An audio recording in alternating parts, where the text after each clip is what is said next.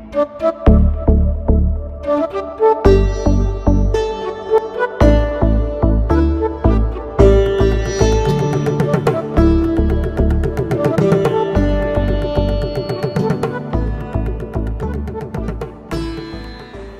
Evening મિત્રો, નમસ્કાર. મારું નામ છે ભરત યાજ્ઞિક. કોકોનટ થિયેટર દ્વારા પ્રસ્તુત કોકોનટ ફેસબુક પેજ ચાય Y and Rangmanch season 3 Gujarati તખ્તાને સંગ મારી આ લાઈવ સેશનમાં અને કોકોનટ થિયેટર છે એટલે લાઈવ શોમાં ચેનલના તમામ સંચાલકો વતી આપનું હાર્દિક સ્વાગત કરું છું. આ પ્રકારના ઓનલાઈન સેશન્સ ખાસ કરીને ગુજરાતી થિયેટર ઇન્ડસ્ટ્રીનું આયોજન કરવા માટે હું વિશેષ રૂપે કોકોનટ થિયેટરનો ખાસ આભારી છું.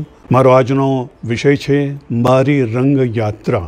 મારી આ સેશન પૂરી થયા બાદ આપ એ વિશે જે કંઈ પણ પ્રશ્ન આપને યોગ્ય લાગે, ન સમજાયા હોય અથવા એમાં વધુ કંઈ જાણવું હોય તો જરૂર પ્રશ્નો પૂછી શકો છો. અલબત્ત એક વાત આપને અત્યારથી કહી દઉં કે મારી આંખની થોડી તકલીફ અને સાંભળવાની પણ થોડી તકલીફને કારણે આપ જે કંઈ પણ પ્રશ્નો મોકલશો તે મારો પુત્ર મને કહેતો જશે અને એ પ્રમાણે હું આપને તેના જવાબો આપતો જઈશ. તો આપણે શરૂ કરીએ આજની વાત. હું સૌરાષ્ટ્ર રાજકોટમાં સ્થિત છું અને છેલ્લા 67 વર્ષોથી રાજકોટમાં રંગમંચનું કાર્ય કરી રહ્યો છું. અલબત્ત આ મારું કર્મક્ષેત્ર જરૂર છે, પરંતુ મારા રંગમંચની ગંગોત્રી રાજકોટ નથી, મુંબઈ છે. મારો જન્મ મુંબઈમાં અને 6 વર્ષ સુધીની મારી યાત્રા પણ જીવન યાત્રા અને રંગયાત્રા બંને મુંબઈમાં પસાર થઈ. ઓપેરા હાઉસ થિયેટરમાં મારા માતા પિતા બંને હિન્દી થિયેટર કરતા અને પછી પિતાને જ્યારે એમ સમજાયું કે મારા નાટકોમાં કંઈક કચાશ છે તો મારે એમાં પરિપૂર્ણતા મેળવવી જોઈએ, એ માટે એમણે પાપાજી પૃથ્વીરાજ કપૂરના પૃથ્વી થિયેટર્સમાં પ્રવેશ લીધો અને લગભગ 5 વર્ષ સુધી ઓન રંગમંચ, બેકસ્ટેજ બંને રીતે ત્યાં તો કામ થતું અને એ રીતે એમણે સરસ મજાની એક સાધના કરી. અને 1949માં ઘટનાઓ કંઈક એવી બની કે તેમણે માત્ર પૃથ્વી થિયેટર જ નહીં પરંતુ મુંબઈ કાયમને માટે છોડીને સૌરાષ્ટ્રમાં વતન ખાતે પાછું ફરવું પડ્યું. દેશના વિભાજન એ વખતે થઈ ચૂક્યું હતું. એ વખતે એમના પરિવાર, મોટાભાઈ બધા કરાંચીથી નિરાશિત થઈને રાજકોટ ખાતે આવેલા અને સૌને સેટલ કરવાની જવાબદારી હતી અને સૌરાષ્ટ્રમાં આવીને સૌ સ્થાયી થયા. પોતપોતાનો કંઈક ને કંઈક વ્યવસાય, કામ ધંધો શોધ્યો અને મારા પિતાએ અહીં સરકારી નોકરી સ્વીકારી. હવે રાજકોટની જો વાત કરીએ રંગમંચ એક્ટિવિટીની એ વખતના, તો પૂર્વોત્તર સ્વાતંત્ર્ય પૂર્વે અને સ્વાતંત્ર્ય ઉત્તર એ બે અલગ અલગ સ્થિતિ હતી. સ્વતંત્રતા પ્રાપ્તિ પછી સૌરાષ્ટ્રમાં હજી નવી રંગભૂમિ આવી નહોતી. આધુનિક રંગભૂમિ મુંબઈમાં તો શરૂ થઈ ચૂકેલી, જે સુરત, વડોદરા, અમદાવાદ સુધી તો પહોંચી, પણ સૌરાષ્ટ્રમાં હજી એનો પ્રવેશ નહોતો થયો. ત્યારે 1947માં સ્વતંત્રતાને વર્ષે જ રાજકોટમાં જે પહેલી નાટ્ય સંસ્થાનું પ્રાદુર્ભાવ થયો એનું નામ હતું સૌરાષ્ટ્ર કલા કેન્દ્ર. અને નવજવાન રંગકર્મીઓની આખી મંડળી એ રંગકર્મ કરવા માટે તૈયાર રહી. એના ઉપર પ્રભાવ હતો પૃથ્વી થિયેટરનો, કારણ કે પૃથ્વી થિયેટરના નાટકો સૌરાષ્ટ્રમાં આવતા થયા હતા. રાજકોટ, જૂનાગઢ, જામનગર, ભાવનગર એ નાટકો અહીંના રંગકર્મીઓએ જે ભવિષ્યમાં થવાના હતા એ લોકોએ જોયા અને બહુ ઇન્સ્પાયર્ડ થયા. એ જ રીતે નટરાજ ઉદયશંકરજી એમના નૃત્ય ગ્રુપને પણ રાજકોટમાં આવવાનું ઘણીવાર બન્યું. મોટા મોટા સંગીતકારો આવતા, બિસ્મિલ્લા ખાન સાહેબ, પંડિત રવિશંકરજી, ઉસ્તાદ અલી અકબર ખાન સાહેબ, તમામ એ સમયના મોટા કલાકારો, બેગમ અખ્તરજી કેટલી વાર રાજકોટ આવી ગયા. આ બધા ગાયકોને, કલાકારોને, નર્તકોને જોઈને એક ઇન્સ્પાયરેશન પાવર અહીંના રંગકર્મીઓમાં ઉત્પન્ન થયો અને એમણે સૌરાષ્ટ્ર કલા કેન્દ્ર નાટ્ય સંસ્થાની સ્થાપના 1947માં કરી. અને આપને જાણીને નવાઈ લાગશે, એ સંસ્થાએ પહેલું નાટક કર્યું ડિસ્કવરી ઓફ ઇન્ડિયા. એ આખો જુવાળ દેશભક્તિનો, રાષ્ટ્રભક્તિનો હતો. મુંબઈમાં પણ ઇપ્ટા એ જ કામ કરતી હતી, પૃથ્વી થિયેટર પણ એ જ કામ કરતું હતું. પૃથ્વીની એક ખાસ વિશેષતા જે મને જણાઈ છે, પૃથ્વીરાજજીએ હંમેશા પોતાની લગભગ 18 વર્ષની એમની પૃથ્વી થિયેટરની કારકિર્દી એમાં 8 નાટકો કર્યા. એ 8 નાટકો કુંવારા નાટકો હતા. અર્થાત પહેલીવાર પૃથ્વી થિયેટરે ભજવેલા. એ પહેલાં ન કોઈ ભજવા છે, ન કોઈ ત્યાર પછી ભજવા છે. એમનું પહેલું નાટક તો જે હતું શકુંતલા, એની પાછળનો એક ઇતિહાસ છે, પણ એ અત્યારે આપણા માટે બહુ જરૂરી નથી. પણ પછીના જે 4 નાટક આવ્યા એ તમને ત્યાં મુંબઈમાં મારા શૈશવની આંખે જોયેલા દીવાર, આહુતિ, પઠાણ, કિસાન, અને પછી બાકીના જે પાછળથી નિર્માણ પામ્યા એ પણ રાજકોટમાં જોયા. આ એની વિશેષતા હતી. તો એનો પ્રભાવ પણ સૌરાષ્ટ્રના રંગમંચ ઉપર પડવાનો હતો. રાજકોટમાં જે 2 મોટી સંસ્થાઓ નાટક માટે આરંભ થયો એ બંને પાછળ પ્રેરણામૂર્તિ એક હતી અને એનું નામ હતું ડૉક્ટર રમણલાલ યાજ્ઞિક, મૂળ નડિયાદના અને મહાગુજરાત ચળવળના નાયક ઇન્દુ ચાચાના નાના ભાઈ. ઇન્દુ ચાચા પોતે ફિલ્મ તરફ આકર્ષાયેલા, ફિલ્મ નિર્માણ પણ એમણે કરેલા. તો પછી નાના ભાઈને રંગમંચનું ઘેલું ન લાગે તો જ નવાય. તેઓ ઇંગ્લેન્ડ ગયા. લંડનમાં તેમણે ઇન્ડિયન થિયેટર ઉપર PhDની ડિગ્રી મેળવી. પણ એમનો મનગમતો વિષય ત્યારે હતો શેક્સપિયર થિયેટર. અને એ પ્રભાવમાં તેઓ જ્યારે લંડનથી પાછા ફર્યા સૌરાષ્ટ્રમાં, પહેલાં ભાવનગર અને પછી રાજકોટમાં, ધર્મેન્દ્રસિંહજી આર્ટ્સ કોલેજના તેઓ પ્રિન્સિપાલ બન્યા. એમણે સૌરાષ્ટ્ર કલા કેન્દ્રની પ્રેરણા બનવાનું કામ કર્યું. એવી જ રીતે એમણે બીજી એક સંસ્થા માટે પણ પ્રેરણાનું કામ કર્યું. એ હતી સૌરાષ્ટ્ર સંગીત નાટક અકાદમી. 1953માં ભારત સરકારે દિલ્હીમાં 3 કેન્દ્રીય અકાદમીઓ શરૂ કરી. કેન્દ્રીય સંગીત નાટક અકાદમી, કેન્દ્રીય લલિત કલા અકાદમી અને કેન્દ્રીય સાહિત્ય અકાદમી.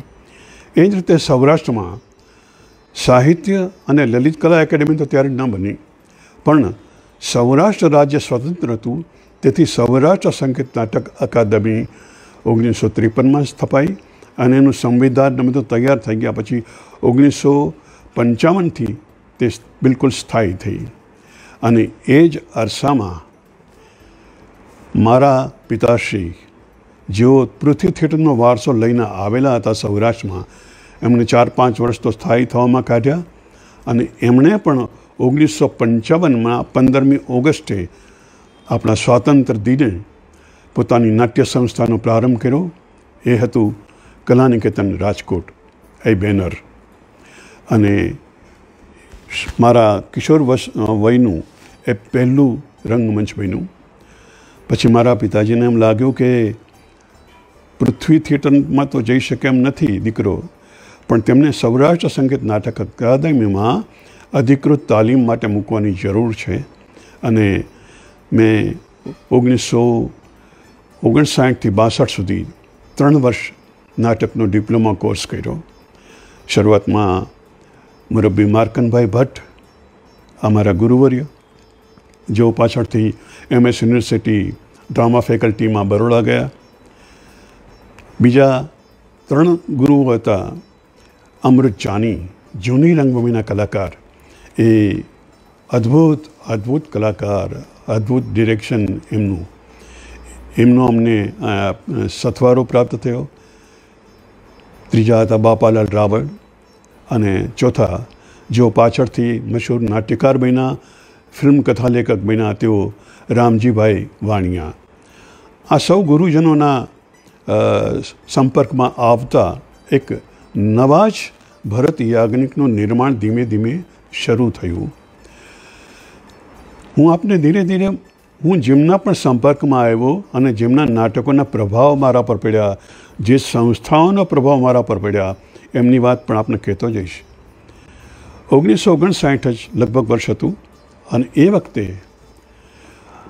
હિન્દી નાટકો તો આવતા થઈ ગયા હતા, પણ ગુજરાતી નાટક મુંબઈથી એક પણ નહોતું આવ્યું. ત્યારે 1959માં પહેલી વાર 3 નાટકો લઈને એક સંસ્થા મુંબઈથી અહીંયા આવી, જેનું નામ હતું રંગભૂમિ. અને જેના ડિરેક્ટર હતા મુંબઈના નાટ્યકર્મીઓના ગુરુ શ્રી વિષ્ણુકુમાર વ્યાસ. એમણે 3 નાટકો રાજકોટમાં એ વખતે કર્યા, અકાદમીના સ્ટેજ ઉપર જ. અને અમે બધા ત્યારે દોરકીપર અને વ્યવસ્થાપક તરીકે એમાં વ્યવસ્થામાં હતા અને ઘણું બધું જોયું ને જાણ્યું, કલાકારોને જાણ્યા, નાટકોની ટ્રીટમેન્ટ કઈ રીતે થઈ શકે એ પણ જાણવા મળ્યું.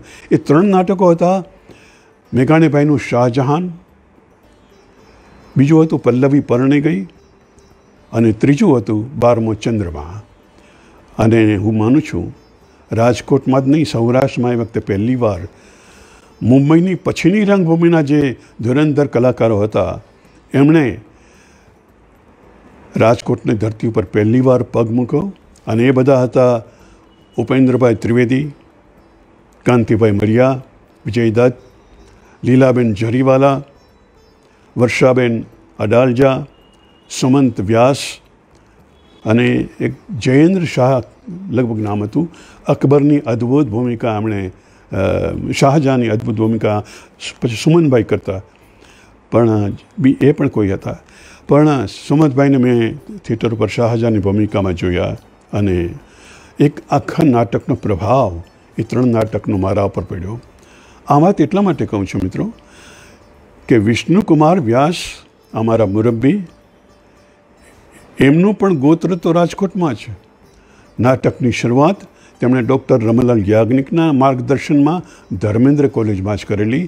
અને ત્યારે પણ એમણે શાહજહાન અને વનઠેલા મેઘાણીભાઈના એ 2 નાટકો તો અચૂક કરેલા. અને ત્યાર પછી તેમણે મુંબઈ પ્રસ્થાન કર્યું અને અહીંથી ત્યાં ગયા. રંગભૂમિ પછી થોડોક સમય ગયો, પણ એ દરમિયાન મારા બાપુજીએ જે થોડા નાટકો કર્યા એની વાત કહું. એમણે 1959માં એક નાટક પસંદ કર્યું અને કથાનક એટલું બધું ગમી ગયું અમને કે આ તો કરવું જ જોઈએ. એ પહેલાં એમણે ધરતીના છોરું, બીજા પણ થોડાક આપણું ગામ એવા નાટકો કરેલા, સૈનિક, જાગતા રહેજો, જુદાઈના ઝેર.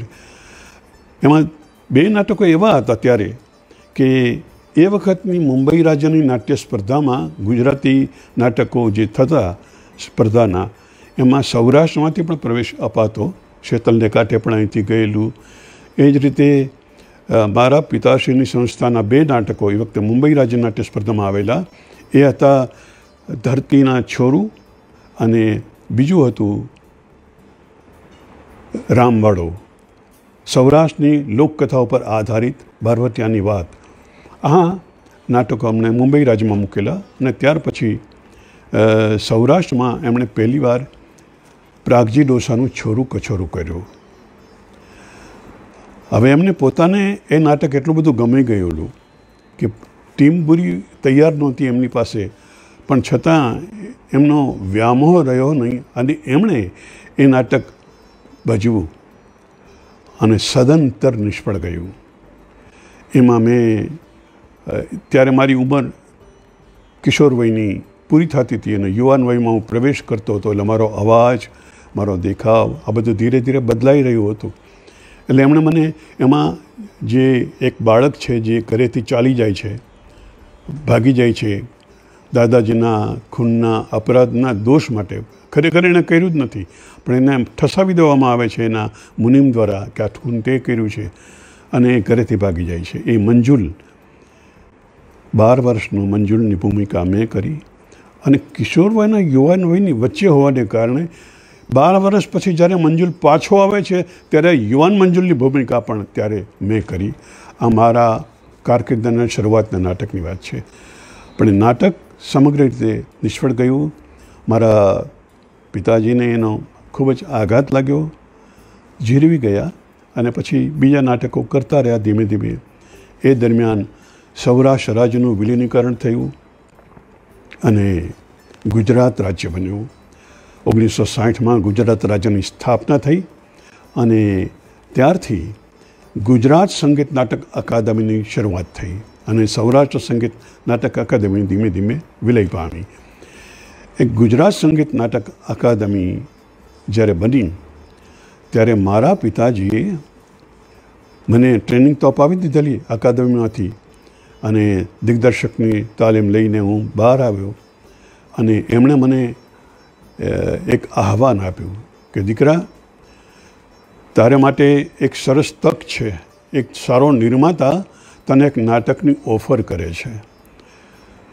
અગાઉ જો કે એ નાટક થઈ ગયેલું છે, પણ તારે એની પુનઃનિર્માણ કરવાનું છે તારી દૃષ્ટિથી, તારા નજરિયાથી.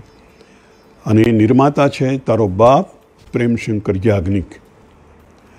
અને હું જે નાટકમાં નિષ્ફળ ગયો છું, છોરું કછોરું, એ જ નાટક ફરીથી કરવાની હું તને ચેલેન્જ આપું છું, અથવા તો આહ્વાન આપું છું. તું એ નાટક કર. હું ઈચ્છું છું નવી દૃષ્ટિથી. તારી પાસે હવે એક દિગ્દર્શન કલાનો અનુભવ આવ્યો છે, અભિનયનો અનુભવ આવ્યો છે, આટલા વર્ષોની અંદર તારી મહેનત છે, તો છોડું કછોડ નાટક તું હવે તારી રીતે દિગ્દર્શન સંભાળ. અને તને એમ લાગે કે એમાં મને ભૂમિકા આપવા જેવી છે, જે મેં કરેલી દાદાજીની, ભગવતલાલ શેઠ, જેનું હત્યા જેમની થઈ જાય છે, એ ભૂમિકા જો મને આપવી હોય તો તારા દિગ્દર્શનમાં કામ કરવાની મારી ઈચ્છા છે. આ એક ટર્નિંગ પોઈન્ટ મારા નાટ્ય જીવનનો. મારા પિતાશ્રી મને એમ કહે કે હું તારા દિગ્દર્શનમાં કામ કરવા ઈચ્છું છું, તું નાટક કર. અને તારી ઈચ્છામાં હોય કે એ રોલ બીજા કોઈને આપવો છે તો એઝ યુ પ્લીઝ, જેમ તું કહે, તારી ઈચ્છે તેમ. અને કાસ્ટિંગમાં પણ હવે તારે તારી રીતે જે અહીંયા નવા અનુભવો તને નવા મિત્રો મળ્યા છે એમાંથી લેવા હોય એને લેવાની છૂટ. બજેટ પણ પહેલાં કરતાં તો હું સારું ખર્ચી શકીશ, ચિંતા કરતો નહીં. અને અમે એ નાટક ફરીથી નિર્મિત કર્યું, છોરું કછોરું, 1962માં. અને ત્યારે ગુજરાત સંગીત નાટક અકાદમીની પહેલી સ્પર્ધા કચ્છમાં થઈ અને કચ્છમાં એ એન્ટ્રી મૂકવામાં આવી. ત્યારે એ નાટક કર્યું. ત્યાં રાજકોટમાંથી સૌરાષ્ટ્ર કલા કેન્દ્રની પણ એક એન્ટ્રી હતી અને એના લેખક નિર્દેશક હતા જે પાછળથી બહુ વિખ્યાત ગુજરાતી ફિલ્મ હાસ્યકાર અને લેખક બન્યા રમેશ મહેતા. એમનું નાટક હતું હાસ્યરસિક હું એનો વર છું. આ બંને નાટકો રાજકોટમાંથી ત્યાં ભજવાયા. પારિતોષિકો તો ન મળ્યા, પરંતુ બંને નાટકોને સારા અભિનય માટે અને શ્રેષ્ઠ અભિનય માટેના કલાકારોને નવાજવામાં આવ્યા. જેમ રામવાળો જે કરેલું એમાં મને પણ મુંબઈ રાજ્યનું એ વખતના શ્રેષ્ઠ અભિનેતાનું પારિતોષિક મળેલું. નાટકને નહોતું મળ્યું પણ મને મળ્યું હતું. એવી રીતે ધરતીના છોરું જે મુંબઈ રાજ્યમાં કરેલું ત્યારે મારા પિતાશ્રીને શ્રેષ્ઠ અભિનયનું પારિતોષિક એ વખતે મળેલું. એટલે આ રીતે મારી એક યાત્રા ધીરે ધીરે આગળ વધતી રહી. એમાં બે વિભૂતિઓ એવી આવી, એમની વિભૂતિઓ ગુજરાતી રંગમંચની એટલા માટે કહું છું કે એમના પ્રભાવમાં હું ખૂબ જ રહ્યો છું. પ્રત્યક્ષ નહીં પરંતુ અપ્રત્યક્ષ. અપ્રત્યક્ષ એ રીતે કે અમારા ડિપ્લોમા પરીક્ષાના એક્ઝામિનેશન માટે તેઓ આવતા. એવા નવી આધુનિક ગુજરાતી રંગભૂમિના પ્રણેતાઓમાં એના એક શ્રી ચંદ્રવદન ચિમનલાલ મહેતા. તેઓ રાજકોટ અકાદમીમાં આવતા, અમારી પરીક્ષાઓ લેતા, એમના પ્રવચનો ખૂબ સાંભળ્યા. એમના દિગ્દર્શનમાં કે એમનું કોઈ નાટકમાં, આ એક નાટક મેં કર્યું છે પણ એ બહુ પછીથી, ત્યાર પછી. પણ શરૂઆતમાં જે અકાદમી પોતે એક નાટકો, બે નાટકો કરેલા, એમાં એક હતું શેતલને કાંઠે. એ શેતલને કાંઠે નાટકમાં એક નાની એવી ભૂમિકા શરૂઆતમાં મને મળેલી અને એ ધીમે ધીમે બીજા નવી નવી ભૂમિકાઓ બદલાતી રહેતી પ્રયોગો મુજબ. અને એક વખત એવો પણ આવેલો જ્યારે મને એમાં દેવરાની ભૂમિકા માટે એ વખતના દિગ્દર્શક બાપાલાલભાઈએ મને ઓફર કરી અને દેવરાની ભૂમિકા પણ મેં કરેલી. અને પછી એ જ નાટક વર્ષો પછી 2000ની આસપાસમાં, 2000માં જ મેં ફરીથી પુનઃનિર્માણ મેં કર્યું શેતલને કાંઠે નામથી જ. ચંચી શતાબ્દી હતી ત્યારે, અને ચંચી શતાબ્દીના નાટકો ગુજરાતમાં ભજવાતા હતા અમે શેતલ ત્યારે તૈયાર કર્યું. પણ આ ચંચી સાહેબ જ્યારે આવતા પરીક્ષા લેવા ત્યારે અમને બહુ જ કડક એનો ભય લાગતો. એને જોઈને જ, એમની વાત સાંભળીને જ અમે થરથરતા કે આ આપણું શું કરશે. તો સ્વાભાવિક છે કે એક પરીક્ષાર્થી અને વિદ્યાર્થી તરીકે અમને જે રેપો બંધાવવો જોઈએ એ બંધાતો નહોતો. પરંતુ અમારા ગુરુઓ કહેતા કે તેઓ કોકોનટ જેવા છે, ઉપરથી તો કઠણ લાગે પણ અંદરથી એકદમ રૂજુ છે. એમનો સ્વભાવ તમને ઉપરથી નહીં સમજાય, દૂરથી નહીં સમજાય, એના સંપર્કમાં બહુ આવ્યા પછી જ તમને ખ્યાલ આવશે. એમની જે વાતો આવતી પ્રવચનો એકેડમીમાં આવીને કરતા, ત્યારે પણ એમના પ્રવચનમાં પણ પાછળથી જે આપણે ઓશો રજનીશને સાંભળ્યા એમના જેવી વાતો થતી. ઓશો રજનીશ ગાંધીજી વિશે 1 કલાક સરસ વક્તવ્ય આપે, 1 કલાક, અને આપણને ગાંધીજી માય કરી મૂકે. પણ પછી 5 મિનિટમાં ગાંધીજીની એવી નકારાત્મક વાતો કહે કે આપણને વિચારતા કરી મૂકે કે અત્યાર સુધી સાંભળ્યું એ શું હતું. આવું તો કંઈ હોય. પણ આ એમની ઓરેટરશીપ હતી, એમનો જાદુ હતો. એમના શબ્દોના ચયન, એમના વિચારોનું ચયન એટલા મૌલિક આવતા. એવું જ ચંચી સાહેબનું હતું. તેઓ એક તરફ બ્રેખ્તનો વિરોધ કરે, બ્રેખ્તને ભ્રષ્ટ નાટ્યકાર ગણે, કારણ કે એ ટોલ્સ્ટોય અને ભરત મુનિનો વિરોધ કરે. તો બીજી વખત પછી આવીને પાછા અમને કહે કે ભરત મુનિ નામનું કોઈ વ્યક્તિ જ નથી. હો ભાઈ, એવું માની લેતા નહીં તમે. ખબર નહીં ક્યાંથી કે આ બધું સાહિત્ય, ભરતનાટ્ય શાસ્ત્ર અને નાટ્યવેદ ને આ બધી વાતો આવે છે, પણ એવું માની લેવા જેવું નહીં.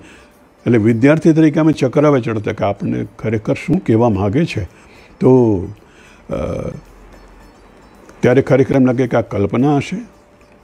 અને ત્યારે પેલા જલન માતરી આપણને યાદ આવે કે કલ્પના હશે તો સત્ય પણ હશે, જો કલ્પના હશે તો સત્ય પણ હશે, અને ખુદા શબ્દ છે તો ખુદા પણ હશે. તો ભરત મુનિ શબ્દ છે.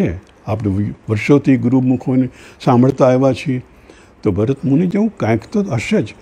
ભલે એમનું સાહિત્ય 10-15 વર્ષમાં ન રચાયું હોય, વર્ષો લાગ્યા હોય, સેંકડો વર્ષ લાગ્યા હોય, અલગ અલગ કેટલાય મનીષીઓએ ચિંતન કરીને પોતાની લાગણી, પોતાના વિચારો ઠાલવા હોય, પરંતુ એ તમામ આપણને એમ લાગે કે ના, આ નાટ્યશાસ્ત્ર છે અને એનું માનવું જોઈએ. એટલે ચંચી સાહેબ એવી રીતે બહુ જ આપણને વિરોધાભાસી ઘણીવાર અનુભૂત થતા. જે લોકો એમના પરિચયમાં આવ્યા છે, ખાસ કરીને વડોદરાના રંગકર્મીઓ, એમને વધારે અનુભવ એમનો થયો હોય. બીજા એક રંગકર્મી જેમના હું પ્રભાવમાં આવ્યો, એમની સાથે પ્રત્યક્ષ રીતે નાટકમાં જોડાવાનું મારે બન્યું નથી, પણ હું એમને દૂરથી રહીને પણ જેટલું જાણું છું એ રીતે કદાચ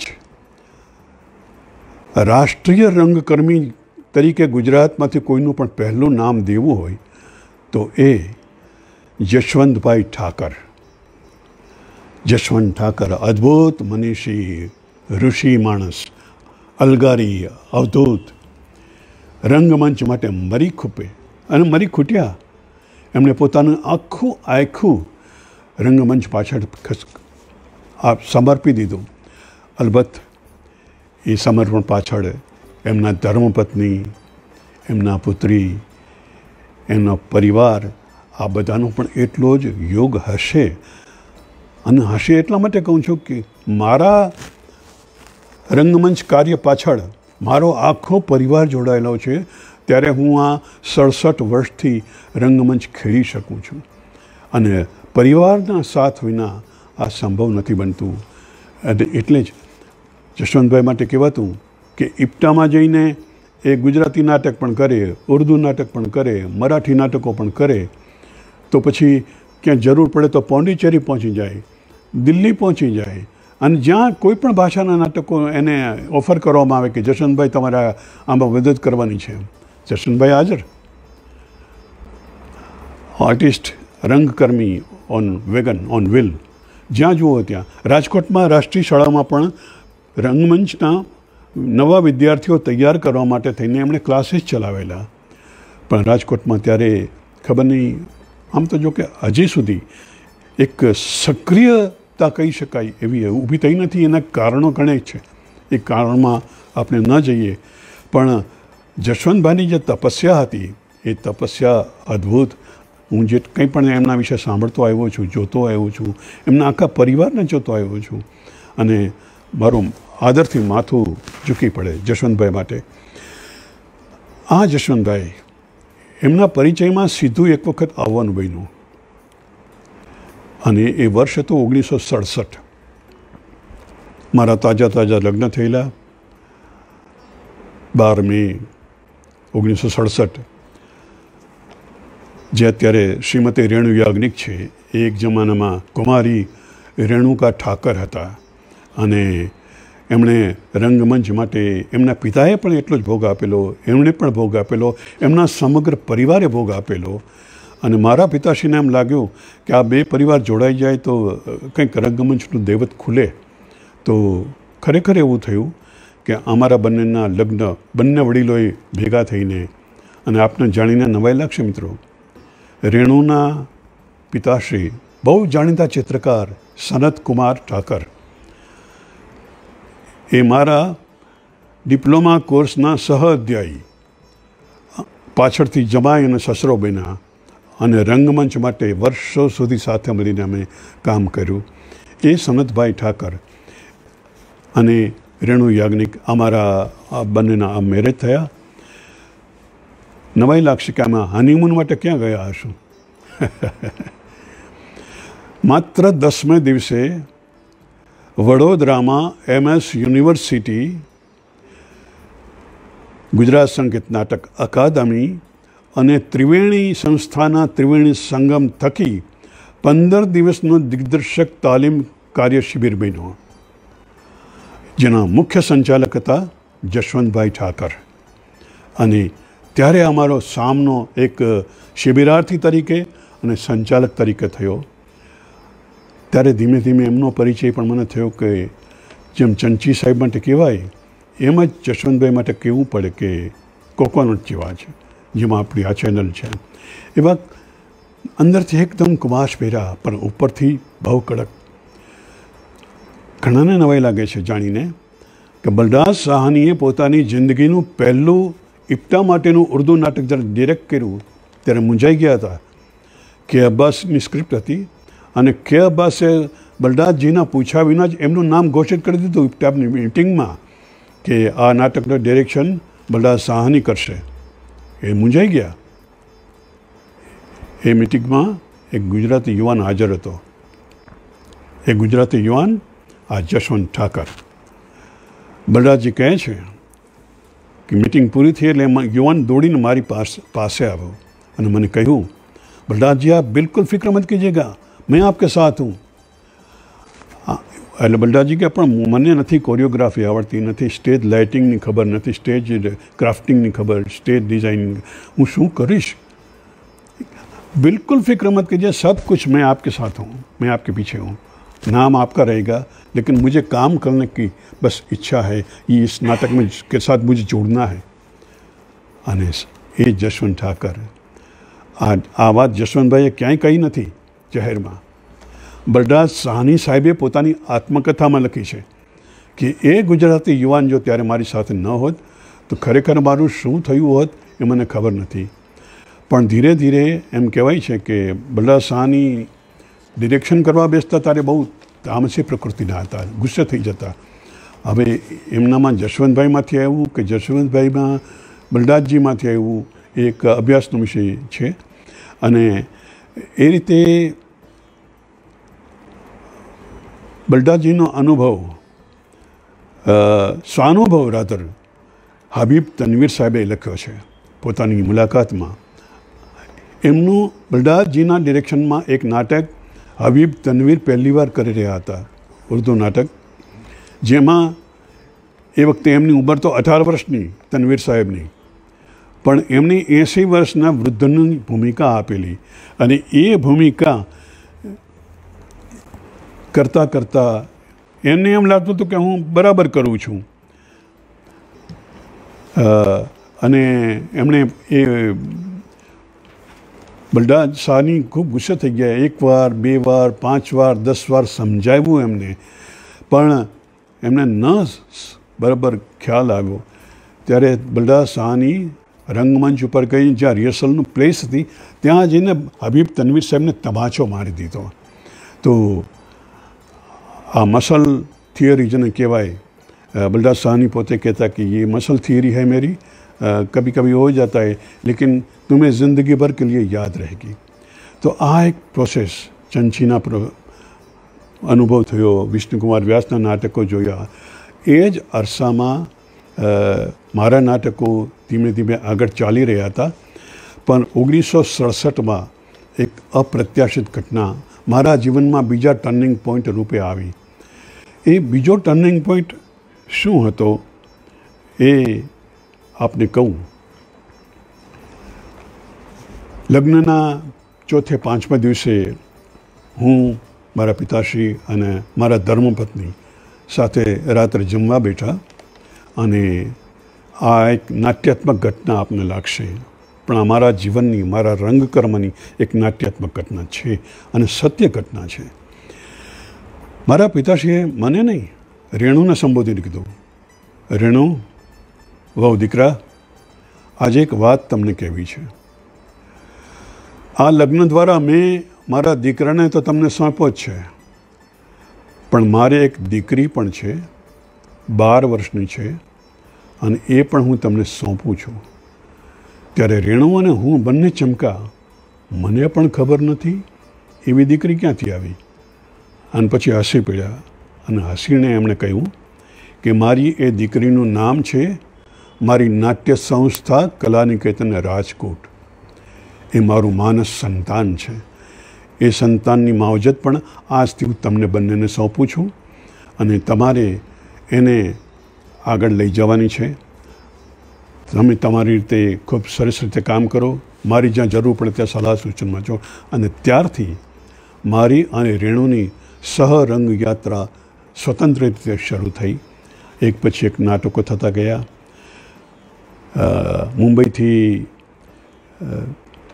લાલુભાઈ શાહ, વિજયભાઈ દત્ત, ચંદ્રિકા શાહ, આ બધા અમને ખૂબ મદદ કરતા. કાંતિભાઈ મળ્યા. જ્યારે પણ અમને કંઈ જરૂર પડે તો એ લોકો મદદ કરતા, સ્ક્રિપ્ટ આપતા, અમે ભજવતા. 1972માં ગુજરાત રાજ્યની નાટ્ય સ્પર્ધામાં પહેલીવાર મારી એન્ટ્રી સ્પર્ધાત્મક રીતે મૂકાઈ, જેનો હું સ્વતંત્ર નિર્દેશક હતો. અને કોઈને પણ કલ્પના હતી, એના લેખકે ના પાડી કે ભાઈ ભરત, આવું ગાંડ પણ ન કરાય. આ સ્પર્ધા છે, તમે સામાન્ય મનોરંજન માટે નાટક કરો એ જુદી વાત છે, પણ આ નાટક સ્પર્ધામાં ન કરાય. અને તમારે કરવું જ છે તો એમ કરો, આ નાટકના રાઇટ્સ તમે વેચી નાખ્યા છે ખરસાણીભાઈને અમદાવાદ, તો તમે એની અનુમતિ લઈ આવો, મને વાંધો નથી. અને હું અમદાવાદ ખરસાણીભાઈ અમારા વડીલ મિત્ર પછી બન્યા, પણ ત્યારે તો કોઈ પરિચય નહોતો. હું એમને મળવા ગયો રૂબરૂ અને એમને વાત સમજાવી કે તમારું દામુભાઈ સાંગાણી લિખિત નાટક છોકરી નોકરી તોબા તોબા નામ ઉપરથી સમજી શકાય છે કે કઈ ટાઈપની સ્ક્રિપ્ટ હશે. તો આવું નાટક, એટલે ખરસાણીભાઈ પણ ચમકા અને અલ્યા ભરત, તારું ફરી ગયું છે.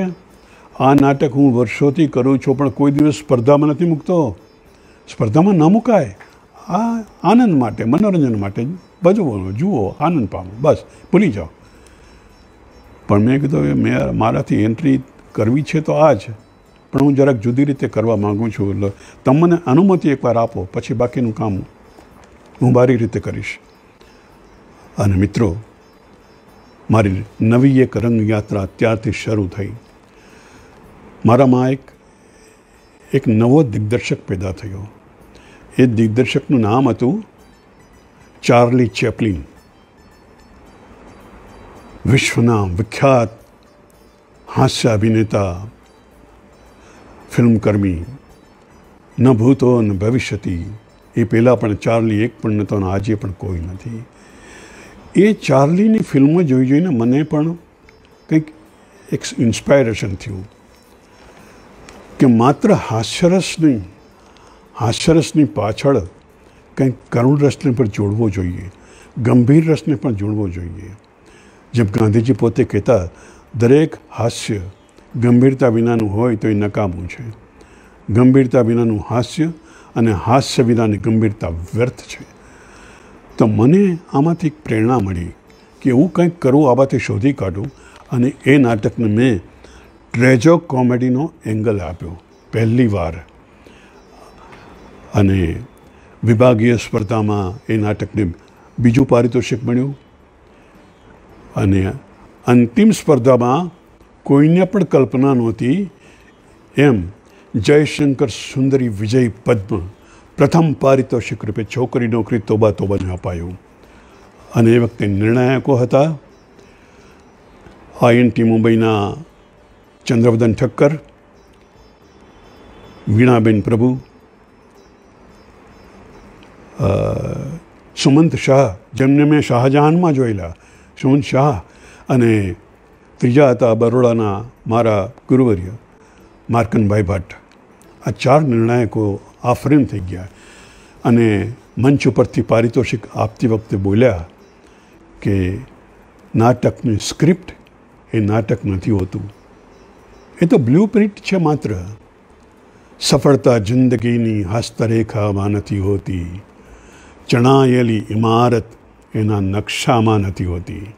તો આ નાટકની સ્ક્રિપ્ટ એ નાટક નથી, પણ રંગમંચ પર ભરત જે લઈને આવ્યો છે એ નાટક બન્યું છે. અને એક આદર્શ પૂરો પાડ્યો છે કે આવી સામાન્ય સ્ક્રિપ્ટને પણ અસામાન્ય પ્રસ્તુતિ કઈ રીતે થઈ શકે. અસામાન્ય એ માટે મિત્રો કે કુલ 9માંથી 6 પારિતોષિક મારા નાટકોને મળ્યા. શ્રેષ્ઠ નાટક પ્રથમ પારિતોષિક, શ્રેષ્ઠ અભિનેત્રી અમારા નાટકની કરુણા ઠાકર, જે એનું પહેલું જ નાટક હતું અને એનું એ પહેલાં નાટકમાં પારિતોષિક. અને બીજો એક શ્રેષ્ઠ દિગ્દર્શક તરીકે ભરત યાજ્ઞિક પ્રથમ પારિતોષિક. અને સૌથી મોટી ચેલેન્જ કદાચ અત્યાર સુધીનું કીર્તિમાન છે કે કોઈ એક સ્પર્ધામાં 3 પુરુષ વિભાગના 3 ઇનામો એક જ નાટકના કલાકારોને મળે. અને એ અમારા નાટક છોકરી નોકરી તોબા તોબાને સુરેશભાઈ રાવળ, રાજકોટના મારા વરિષ્ઠ મિત્ર અને નાટ્યકાર, મારા પરમ મિત્ર અને મારા રંગમંચ સંગી નિરંજન મહેતા, અને ત્રીજો હું હતો. આ 3 નાટકો અમે 3 પારિતોષિકો, કુલ 6 પારિતોષિક લઈને અમે પાછા આવ્યા. અને એક નવો અનુભવ, નવા ચેલેન્જમાંથી.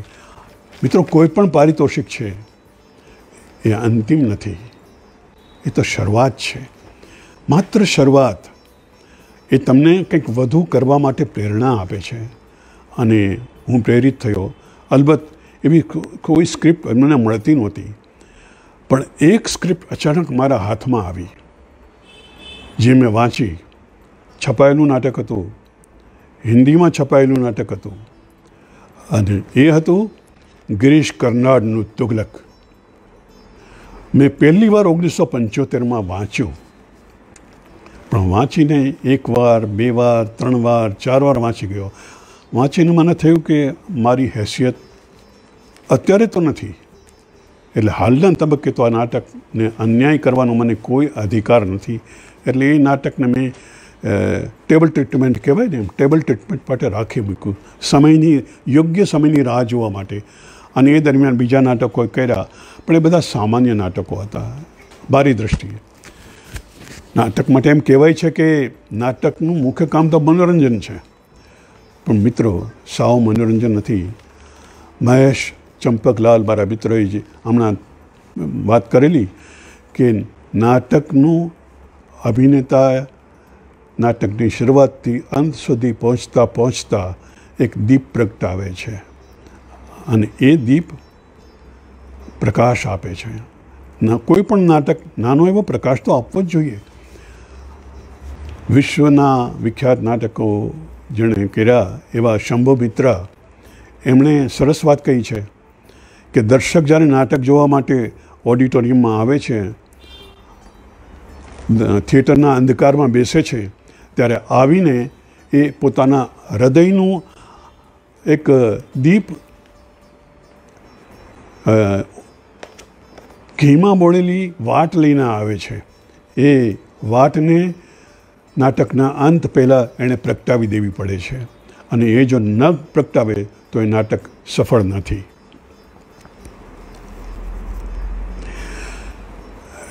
અને હકીકતે મારામાં એક મારા જીવનના રંગકર્મનો એક પરિવર્તન કહેવી શકાય એવું પરિવર્તન આવ્યું ત્યારથી. અને મેં પહેલું નાટક મારી કલમથી મારી કલ્પનાથી લખ્યું 1979માં. એ હતું આલ્બર્ટ આઇન્સ્ટાઈન, એક વૈજ્ઞાનિકનું નાટક. એ વર્ષ હતું આઇન્સ્ટાઈન જન્મ શતાબ્દીનું. અને મને એમ થયું કે આ વૈજ્ઞાનિકને, અને એ વખતે આંતરરાષ્ટ્રીય બાળ વર્ષ પણ હતું, એટલે મેં બાળકો માટે આઇન્સ્ટાઈનને સહજ બનાવી અને પરિલોકમાં લઈ જઈને એક નાટકની રચના કરી અને સફળતાપૂર્વક રજૂ થયું. અને એ નાટકે મને ફરી તુગલક માટે વિચાર કરતો કર્યો, વળી તુગલક માટે વાંચતો થયો. ફરીથી મેં અનુવાદ શરૂ કર્યો. મેં ગિરીશ કર્નાડ સાહેબની અનુમતિ મંગાવી. એમણે કીધું કે આ નાટક તમે જે ઉર્દુ પરથી કરી રહ્યા છો એના રાઇટ્સ BV કારંત સાહેબ પાસે છે, તમે એમને કહો. એટલે મેં કારંત સાહેબનો સંપર્ક કર્યો. એમણે કીધું કે મેં અનુવાદ જરૂર કર્યો છે પણ અનુમતિ તો તમારે ઓક્સફર્ડ યુનિવર્સિટીને લેવી પડશે, કારણ કે રાઇટ્સ એમના છે, વિશ્વ અધિકાર ઓક્સફર્ડ યુનિવર્સિટીના છે. અને મેં એમને પત્ર લખ્યો લંડન, અને ઓક્સફર્ડ યુનિવર્સિટીમાંથી એક જ અઠવાડિયામાં જવાબ આવ્યો કે તમે આ નાટક ગુજરાતીમાં કરી શકો છો, તમને અનુવાદની અનુમતિ છે, રજૂઆતની અનુમતિ છે, કોઈ પણ જાતની રોયલ્ટી તમારે આપવાની નથી, રોયલ્ટી ફ્રી પ્લે છે. એટલે તમે જ્યારે પણ આના જ્યાં પણ શો કરો, જેટલા શો કરો, એના ટિકિટ હોય તો ટિકિટ, એના ફોલ્ડર હોય તો ફોલ્ડર, પેમ્ફલેટ હોય તો પેમ્ફલેટ અમને મોકલતા રહો અને તારીખો લખીને જાણ કરો કે અમે આટલી તારીખોએ આમાં આ નાટકના પ્રયોગો કર્યા, એક રેકોર્ડ માટે થઈને. અને એ નાટક મેં ગુજરાત સંગીત નાટક અકાદમીની સહાયથી કર્યું અને બહુ સફળ થયું. અને નાટ્ય સ્પર્ધામાં એને પણ પારિતોષિક મળ્યું. કર્નાડ સાહેબની સ્ક્રિપ્ટ હોય, અદ્ભુત સ્ક્રિપ્ટ, એમનો ડાયલોગ અમુક તો મને આજે પણ ભૂલાતા નથી. એ નાટક કર્યાના જ 35-40 વર્ષ થઈ ગયા. ત્યાર પછી સ્વાભાવિક છે કે એમ થાય કે હવે આનાથી ઉપર જવું પડશે, નીચે તો હોવા છે નહીં. એ દરમિયાન તુગલક નાટક જોવા માટે 3 મહાનુભાવો જે નિર્ણાયક તરીકે આવેલા, એમાંના એક હતા રાજુ પટેલ, અમદાવાદના રંગકર્મી. એમણે મારો સંપર્ક કર્યો. મને કે ભરતભાઈ, તમારું તુગલક જોયું, નિર્ણાયકની દૃષ્ટિએ જોયું, મને એમ લાગે છે કે તમને યોગ્ય એક સ્ક્રિપ્ટ મારી પાસે છે અને તમે એને સરસ ન્યાય આપી શકશો. એટલે એમણે મને એક નાટક ડૉક્ટર શંકર શેષનું હિન્દી નાટક કોમલ ગાંધાર, એનો ગુજરાતી અનુવાદ એમણે કરેલો. એનું મેં નામ આપ્યું આંખોની આર પાર એક વાર. ધૃતરાષ્ટ્ર અને ગાંધારી એના નાયક નાયિકા, 2 અંધ, એક જન્માંધ અને એક કર્માંધ કહી શકાય. પોતાના સ્વભાવથી એમણે હાથે અંધાપો વેઠી લીધો. માત્ર 7 જ પાત્રો અને મહાભારતની કેવડી મોટી વાત લઈને શેષ સાહેબે એ નાટક લખ્યું. એ નાટકને પણ ગુજરાત સંગીત નાટક અકાદમી સ્પર્ધાનું પ્રથમ પારિતોષિક મળ્યું, દિગ્દર્શક તરીકે મળ્યું. અભિનેતા અભિનેત્રી તરીકે ફરીથી કરુણા ઠાકર અને ભરત યાજ્ઞિકની એમાં પસંદગી થઈ. એટલે એક પછી એક ઉત્તરોત્તર ધીમે ધીમે નાટકો આગળ જતા ગયા. વચ્ચે વચ્ચે એવું નહોતું કે મેં મનોરંજક નાટકો નથી કર્યા, વચ્ચે વચ્ચે હું કરતો રહેતો. તળમની પત્ની કર્યું, અભિલાષા પણ કર્યું, જે ઓડિયન્સ ડિમાન્ડના પ્લે હતા બધા, એ પણ કર્યું. રમેશ પારેખનું સપનું તો અંકાશી ફૂલ, મૂળ નામ હતું ભજવીએ જીવવું જીવવું, મેં એનું નામ કર્યું સપનું તો અંકાશી ફૂલ. આ બધા નાટકો કર્યા. પણ ફરી પાછું એમ થયું કે ના હવે મારે કંઈક પોતે લખવું પડશે. અને 1995માં મારું પહેલું બાયોગ્રાફિકલ પ્લે, જેને કહીશ, આમ તો આઇન્સ્ટાઈન લખી ચૂક્યો હતો, પણ બાયોગ્રાફિકલ પ્લે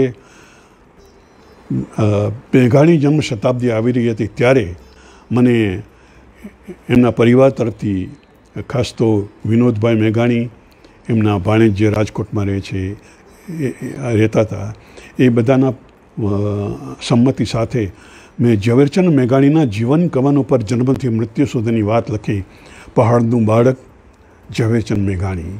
આ નાટકના ગુજરાતી નામ તો ગુજરાતી નાટક, પણ છતાંય એના રાષ્ટ્રીય સ્તરે પ્રયોગો થયા. જોધપુરમાં, ઔરંગાબાદમાં, કલકત્તાના બહુભાષી નાટ્ય સ્પર્ધામાં પણ એ નાટક ત્યાં અમે રજૂ કર્યું.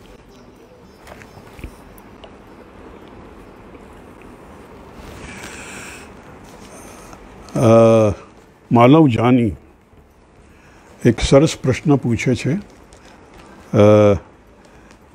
આજની રંગભૂમિને જીવંત રાખવા માટે શું કરવું? બહુ સારી વાત છે. અમે પણ એક ચિંતામાં છીએ કે આજની રંગભૂમિને જીવંત રાખવા માટે શું કરવું. તો મિત્રો, અમારી પાસે નાટકો કરાવે છે કોણ? અમને શોખ છે જરૂર, અલબત્ત. રંગભૂમિ બે પ્રકારની ચાલે છે. એક તરફ વ્યવસાય રંગભૂમિ પાછી આવી ગઈ છે, જે એકવાર પૂરી થઈ ગઈ હતી, પણ નવી ગુજરાતી રંગભૂમિમાં પણ વ્યવસાય રંગભૂમિનો એક ફાલ આવ્યો છે. અને બીજી બાજુ છે વૈકલ્પિક થિયેટર, સમાંતર રંગભૂમિ, જેના અમે સૌ સહભાગી છીએ અને અમે એ જ કરતા રહ્યા છીએ, સમાંતર થિયેટર. એટલે આ બે પ્રવાહની વચ્ચે નાટકો કરાવે છે દર્શકો. એટલે યા તો દર્શકો જે માગે છે એ અમારે કરવું પડે, અથવા તો અમારે એવું કંઈક કરવું પડે કે દર્શકોને પણ ગમે. આ બે પ્રયાસ છે, બે રસ્તા છે. એમાં કયો રસ્તો કોને અનુકૂળ પડે છે એ જોઈને દરેક પોતપોતાની નિર્માણ પોતાના નાટકોનું કરતા રહીએ છે. એટલે એના ઉપર આધારિત છે કે દર્શકોને શું પસંદ પડશે એની નાળ હજી સુધી કોઈ પારખી શક્યું નથી. મુંબઈમાં પણ મોટા મોટા નાટકો ઘણીવાર નિષ્ફળ ગયા છે. પ્રવીણભાઈના નાટક પણ એવી રીતે નિષ્ફળ ગયેલા દાખલાઓ છે. ત્યાર પછી પણ ઘણી સંસ્થાઓ એવા છે અને અત્યારે પણ એવું બનતું હશે. પણ એ લોકો એ જોવે છે કે દર્શકને શું ગમશે, કારણ કે એમને તો વ્યવસાયી રંગભૂમિ છે. એ લોકો અત્યારે ફૂલ ટાઈમ જોબ રંગભૂમિને આપે છે. અને હું એમ માનું છું કે અવેતન રંગભૂમિએ પણ ખાસ કરીને એના નિર્દેશકો અને નિર્માતાઓએ ફૂલ ટાઈમ જોબ કરવી પડશે. તમે સંપૂર્ણ સમય માટે રંગભૂમિને જીવો તો તમારી રંગભૂમિ જીવશે, એ વિના નહીં જીવી શકે. કલાકારો કદાચ પોતાના વ્યવસાયમાં બીજે વ્યસ્ત હોય અને રાત્રે આવીને નાટક કરે, પણ સમર્પણ ભાવથી કરે તો નિર્માતા અને નિર્દેશક જો ઈચ્છશે તો લોકોને ગમે એવા નાટકો એ જરૂર આપી શકશે.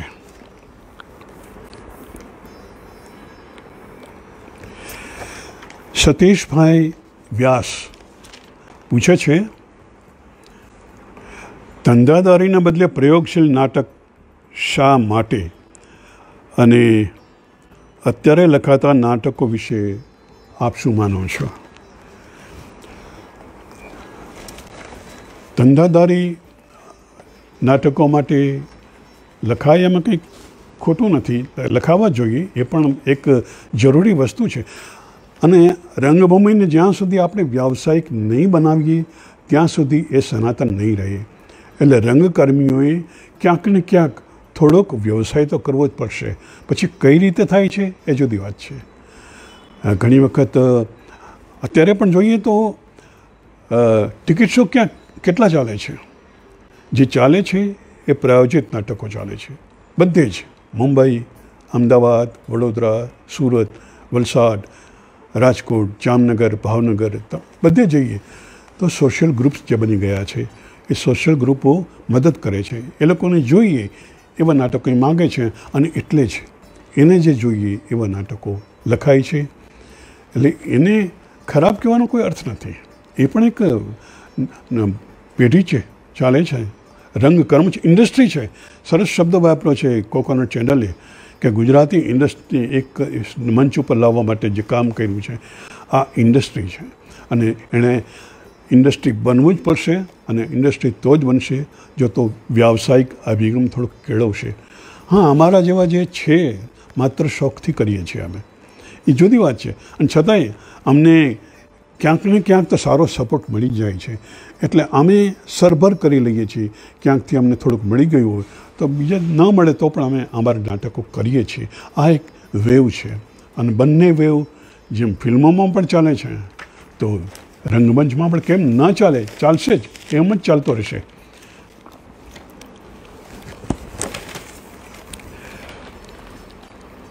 અત્યારના નાટકો વિશે શું માનો છો? નાટક અંતે તો મનોરંજન માટે છે, ભલે એને ફ્લેટ મનોરંજન કરીએ. ચાર્લી ચેપ્લિનનો મેં આપને દાખલો આપ્યો. ચાર્લી ચેપ્લિને શરૂઆતમાં લગભગ 12થી 14 ફિલ્મો એવી બનાવી, શોર્ટ ફિલ્મ હતી બધી, 10 મિનિટની, 5 મિનિટની, 7 મિનિટની, 15 મિનિટની, પણ એ તમામ ફ્લેટ ફિલ્મો હતી. એમને પોતાને એનાથી સંતોષ નહોતો જ્યાં સુધી એમાંથી કંઈક સાર્થકતા ઉગે નહીં ત્યાં સુધી. અને એ સાર્થકતા માટેનો પ્રયત્ન ધ કિડ ફિલ્મથી એમણે શરૂ કર્યો અને ત્યાર પછીનો ચાર્લી એક આખા અમરત્વ લઈને આવ્યા અને એની તમામ ફિલ્મો, મોડર્ન ટાઈમ્સ હોય, ડિક્ટેટર, ગ્રેટ ડિક્ટેટર હોય, XYZ કોઈ પણ ફિલ્મો, તો મનોરંજન તો આપે જ છે, પણ સાથે સાથે એક સાર્થકતા, એવી સાર્થકતા આપે છે કે જે આપણે આજે પણ ભૂલી શકતા નથી. તો આ બેનું સાયુજ્ય જે આજની રંગભૂમિના નાટકો કરી શકશે એ લોકો સરસ રીતે કામ કરશે અને કરે છે, આજે પણ કરે છે. મેં મારી પોતાની રંગભૂમિની વાત કરું, હું છેલ્લા 67 વર્ષથી નાટકો કરું છું, પણ છેલ્લા 20 વર્ષથી એક મારું વલણ રહ્યું છે કે નાટક તો સાર્થક જ કરવા. મને જેમાં આનંદ આવે એ જ નાટકની સ્ક્રિપ્ટ હું પોતે પસંદ કરું અને ન બને મળે તો હું લખી લઉં છું પોતે. અને હું એમ માનું છું કે નવા રંગકર્મીઓએ કલમ ઉપાડવી પડશે, પોતાના નાટકો પોતે લખતા થવું પડશે, તો જ દર્શક અને એની પસંદગીની વચ્ચે ક્યાંક એ લોકો આવી શકશે. પરિમલ ભટ્ટ, એમનો પ્રશ્ન છે, અવેતન રંગભૂમિ ચલાવવા શું કરવું? હું ચલાવું છું એટલે મને ખબર છે. હું અવેતન રંગભૂમિ એટલે ચલાવી શકું છું કે મારી રોજીરોટી આકાશવાણી હતી. આકાશવાણીમાંથી હું અને મારા પત્ની જે આવક મેળવતા હતા એમાંથી એકના પગારથી ઘર ચાલતું હતું અને બીજા પગારથી થિયેટર ચાલતું હતું. અને આજે અમારા પેન્શનથી ચાલે છે. એટલે આત્મભોગ વિના તો અવેતન રંગભૂમિ શક્ય જ નથી. તમારે ક્યાંક શહીદી તો વરવી જ પડશે અને ખુશીથી વરેલી શહીદી હશે તો જ તમને સફળતા અપાવશે. અધરવાઇઝ કંઈક અમે ઉપકાર કરીએ છીએ એવું નથી, અમે અમારા આનંદ માટે કરીએ છીએ. પણ અમને ગમતા નાટકો એ રીતે કરીએ છીએ કે લોકોને પણ ગમતા થાય. અને છેલ્લા 10-12 વર્ષમાં મેં જે નાટકો કર્યા છે એની ડિમાન્ડ રહી છે. બીજે વર્ષે પણ લોકો પૂછે છે, ભલે હું ફ્રી કરું છું, નિમંત્રણો મોકલું છું, પણ ફેર કેટલો પડ્યો છે કે આજથી 10 વર્ષ પહેલાં મારે સામેથી કાર્ડ મોકલવું પડતું હતું, હવે સામેથી પૂછે છે હવે નવું નાટક ક્યારે કરો છો. આ એક ફર્ક અવેતન રંગભૂમિમાં એક સાધનાથી આવી શકે છે. પ્રશાંત બારોટ, અંતરિયાળ ગામો સુધી નાટક કઈ રીતે પહોંચાડવું? બહુ સરસ વાત છે. આ અંતરિયાળ ગામો સુધી કઈ રીતે પહોંચાડવું? મારા 2-3 જગ્યાએ મેં પુસ્તકોમાં પણ ઉલ્લેખ કર્યો છે, મારા પ્રવચનોમાં પણ મેં વાત કહી છે. જૂની રંગભૂમિનો આરંભ મોરબી વાંકાનેરથી થયો અને દુનિયા આખીની યાત્રા કરીને એ જૂની રંગભૂમિ મુંબઈના દેશી નાટક સમાજના નામે દરિયામાં સમાઈ ગઈ. મુંબઈ ખાતે ત્યાં પૂરી થઈ ગઈ. નવી રંગભૂમિનો ઉદય મુંબઈથી થયો. ચંચી સાહેબ, ચંદ્રવદન ભટ્ટ, આ બધાએ સામૂહિક મહેનત કરી. એ મુંબઈથી શરૂ થયેલી રંગભૂમિ ધીરે ધીરે સુરત, વડોદરા, અમદાવાદ, 47 સુધી તો રાજકોટમાં નહોતી પહોંચી, મેં કહ્યું તેમ. પછી રાજકોટમાં આવી, થોડુંક જામનગરમાં હલચલ થઈ, થોડીક બીજે ક્યાંક થઈ, ભુજમાં ક્યારેક 2-3 વર્ષે એકાદું નાટક થતું. આ બધા અંતરિયાળ ગામો જ છે. જામનગરમાં આજે પણ વિરલ રાજ નાટકો કરે છે, અંતરિયાળ રહીને કરે છે. તો અમે પણ કરીએ છીએ અને અંતરિયાળ ગામોમાં પહોંચવા માટે એ જ વાત છે કે તમારે આત્મભોગ આપો. સુરતમાં મારા મિત્ર છે બકુલ ટેલર, મારા સારા સ્નેહી છે, મારા વિવેચક છે. ગુજરાતના નાટકો પ્રયોગશીલ રહીને પણ વ્યાવસાયિક કઈ રીતે બની શકે? સરસ સવાલ છે. હું દ્રષ્ટાંતોમાં નાટકો કરતાં ફિલ્મોના દ્રષ્ટાંત વધારે આપીશ મિત્રો, કારણ કે નાટક અને ફિલ્મ આમ તો એક રીતે જોડાયેલા જ છે. ફિલ્મોમાં એક તરફ સમાંતર ફિલ્મો આવે છે, પણ હિન્દી ફિલ્મોમાં સમાંતર ફિલ્મનો પહેલો પ્રયોગ જે પ્રયોગશીલ પણ હતો અને વ્યાવસાયિક સફળ પણ હતો એ કરી બતાવ્યો આદરણીય બિમલ રોય સાહેબે. એમની ફિલ્મો મધુમતી, સાધના, દેવદાસ, પરખ આ બધી એક સ્તરીય ફિલ્મો છે અને છતાં એની ટ્રીટમેન્ટ, એના પ્રયોગો એ રીતે થયા છે કે આજે પણ આપણે બિમલ રોયને ભૂલી શકતા નથી. જ્યારે એક તરફ સત્યજીત રોયની ફિલ્મો આપણે જોઈએ, જો કે ભાષાની મુશ્કેલી ઘણાને પડતી હશે તો એ મુશ્કેલીને કારણે વાત જુદી છે, પણ આંતરરાષ્ટ્રીય સ્તરની સમાંતર ફિલ્મો એમણે બનાવી. બીજા પણ ઘણા છે, શ્યામ બેનેગલ સાહેબ બનાવે છે, પણ એમની ફિલ્મો તમામ લોકો સુધી નથી પહોંચતી. જ્યારે એમના જ કેમેરામેન ગોવિંદ નિહલાની સાહેબ, એમનો આક્રોશ, અદ્ભુત ફિલ્મ, અદ્ભુત, કોમર્શિયલી પણ હતું અને સમાંતર રીતે પણ લાયેબલ હતું. એવું જ એમનું વિજેતા. આ નાટકો જે રીતે જે ફિલ્મો એમણે કરી છે એવી જ રીતે નાટકો પણ કરી શકે. આજે હું પણ કરું છું. મેં હમણાં ભાસના નાટક ઉપરથી, ભાસના મહાભારત ઉપરના 3 નાટક એનું મેં સાયુજ્ય કર્યું, નાયક પ્રતિનાયક નામથી. અને એ નાયક પ્રતિનાયકમાં મેં ભાસની મહાભારત ઉપરની 3 વાતો લીધી.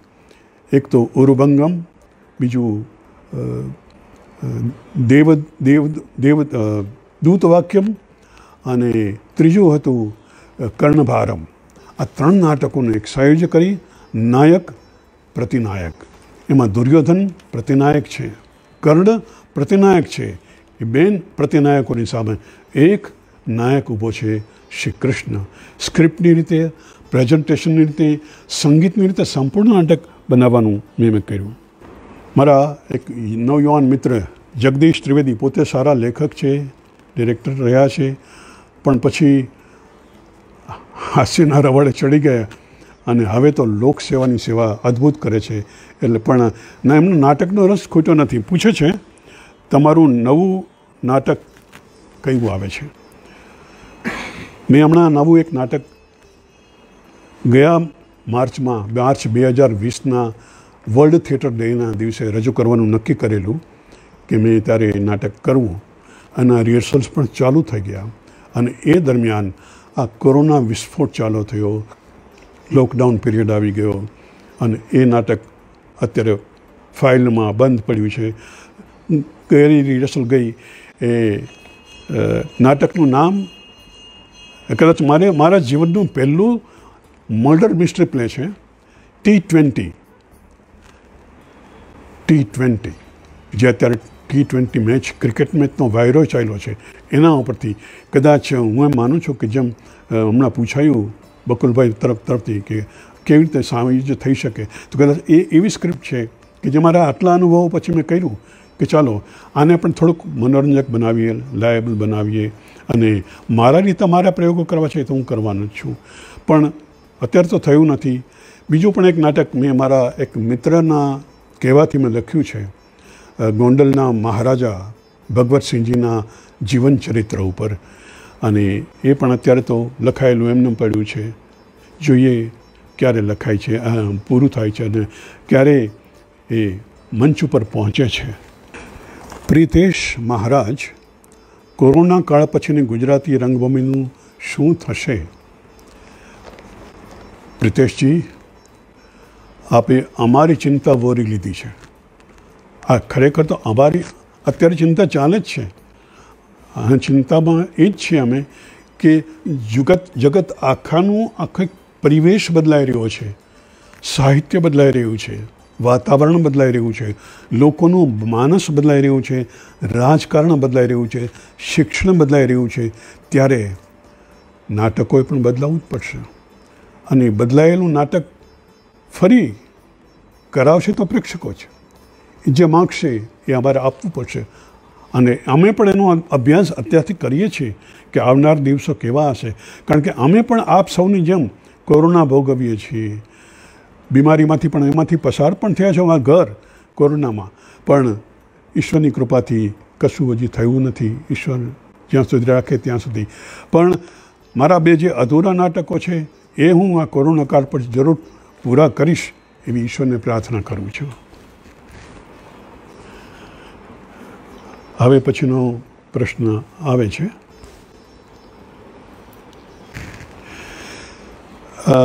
મારું એક પ્રશ્ન આવે ત્યાં સુધી હું વાત પૂરી કરું.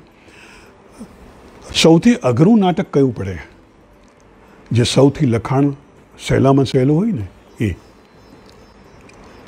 અને એવું એક નાટક મેં મારી જીવનમાં કર્યું છે. હું એમ માનું છું મારા જીવનના 3 સફળ નાટકો, એક તુગલક, બીજું મહાપ્રયાણ જે હિન્દીમાં લખાયું છે અને રાષ્ટ્રીય સ્તરે ભજવવાના હેતુથી લખાયેલું છે, જે કીર્તિ મંદિરમાં ભજવાયું. ગાંધીજી અને સરદાર પટેલની વાત લઈને આવેલું નાટક છે જે કીર્તિ મંદિરમાં ભજવાયું, બિરલા ભવનમાં જ્યાં બાપુ શહીદ થયા ત્યાં પણ ભજવાયું, રાષ્ટ્રીય શાળા જે એમની કર્મભૂમિ હતી ત્યાં પણ ભજવાયું, જ્યાં જ્યાં ગાંધી સ્મૃતિ સંસ્થાનો છે ત્યાં અને છેલ્લે હમણાં મુંબઈમાં ભારતીય વિદ્યાભવનમાં મણિભવન દ્વારા પણ એનો એક પ્રયોગ કરાયો.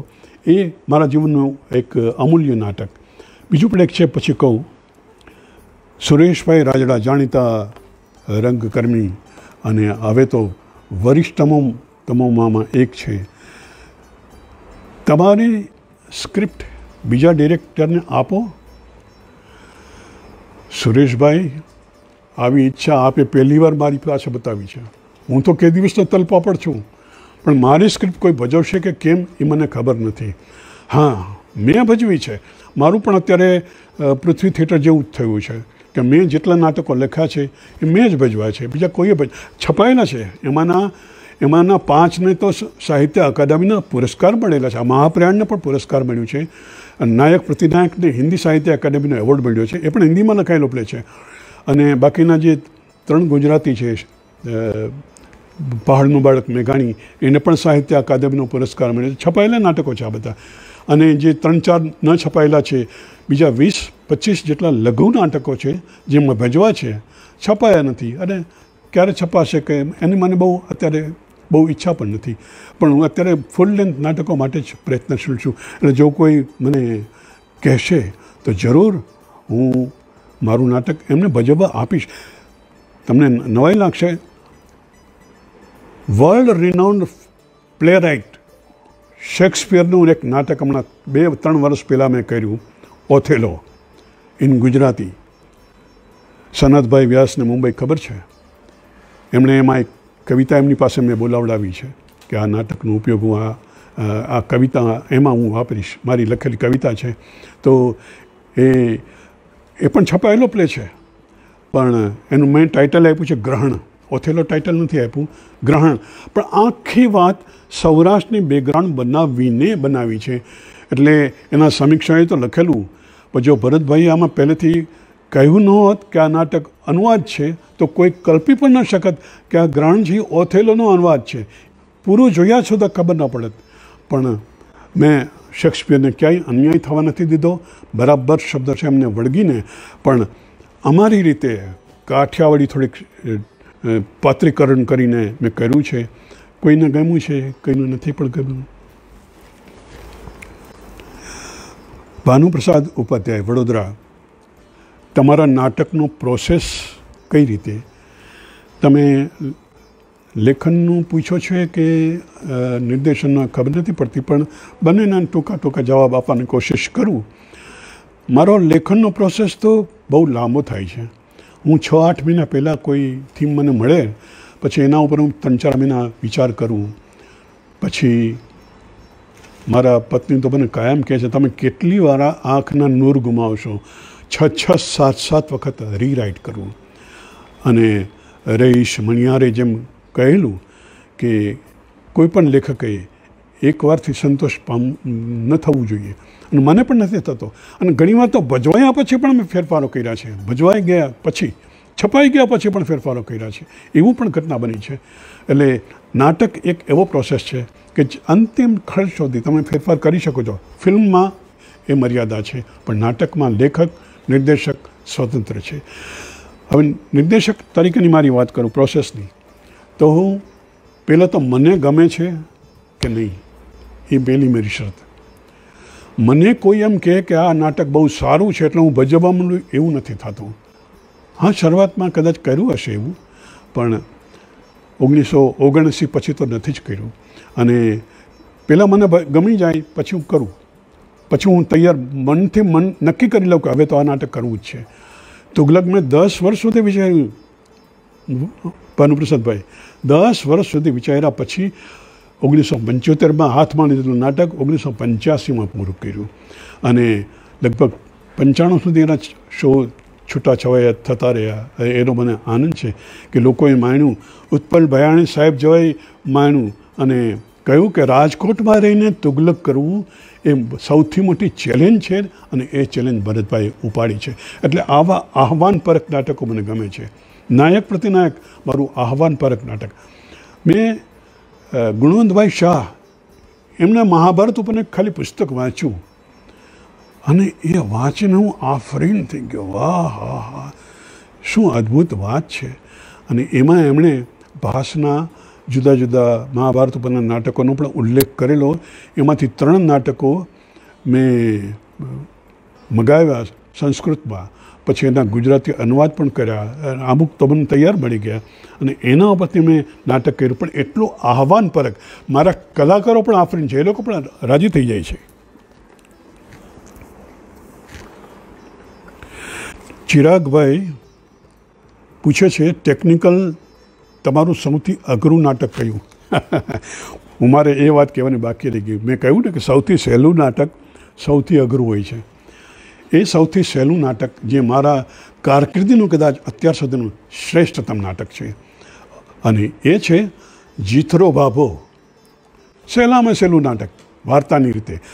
આપણા સૌરાષ્ટ્રના તળપદી લોકવાર્તા કહેનાર કાનજીપુટા બારોટ, અમર વાર્તાકાર થઈ ગયા. એમના દીકરા મનુભાઈએ મને ઓફર કરી કે ભરતભાઈ, અમારા ટ્રસ્ટની રચના કરીએ છીએ, તો બાપુજીનું એકાદી વાર્તાઓ પરથી નાટક ન થાય? અરે મેં કીધું, એક નહીં, તમામ વાર્તાઓ પરથી થાય.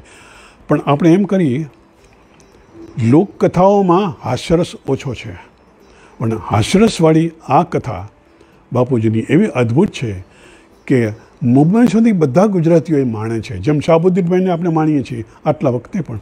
એ જ રીતે કાનજી બાપાની વાર્તાઓ આપણે માણીએ છીએ. અને એ સહેલું નાટક મેં હાથમાં લીધું, અને મને ટેકનિકલી એવું અઘરું પડી ગયું. મેં એને ટોટલ થિયેટરની કલ્પનાથી કર્યું.